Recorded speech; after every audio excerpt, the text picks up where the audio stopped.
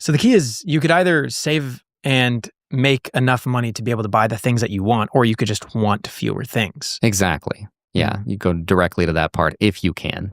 Mm-hmm. And then also, like, I think this is the dividend brain of me, which is like most people, I think when they compare, if they want to buy something, they're like, well, how many hours of my work does it cost? Like if something's $100 and they get paid $20 an hour, like, okay, it cost me 5 hours of my life to buy that thing. And that's how most people think about purchasing things. But what dividend investing has really taught me is to instead think about things in terms of 4%. So it's like, how much money do I have to have for that thing to passively exist in my life? And that's what we talk about all the time. That's how I just love everything that. is. I love that, the 4% rule.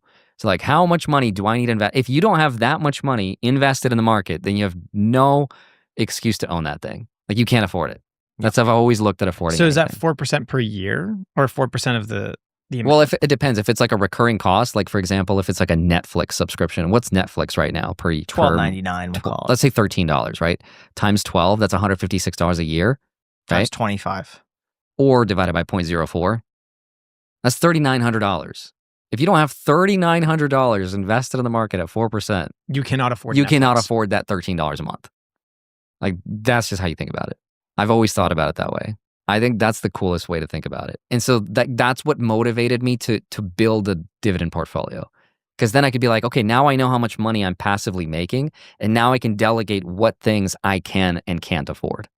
It's so addicting once you start doing that, though, because Yeah. I remember in a separate vein, it wasn't dividends, but for me, it was YouTube income, because I viewed that as all passive because I would have done it anyway. And I remember making $1 a day and thinking, oh, wow, that pays for an all-you-could-eat sushi every single month for free. Right. And then it started to become, wow, I got a free phone bill every single month at $50 a month.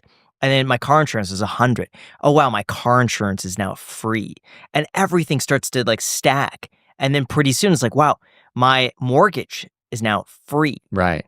This is free. This is free. Now I just live for free because I would be doing this anyway and I'm making money. Yeah, that's so cool. And then you eventually realize that the quickest way to being financially free isn't necessarily by building a bigger portfolio.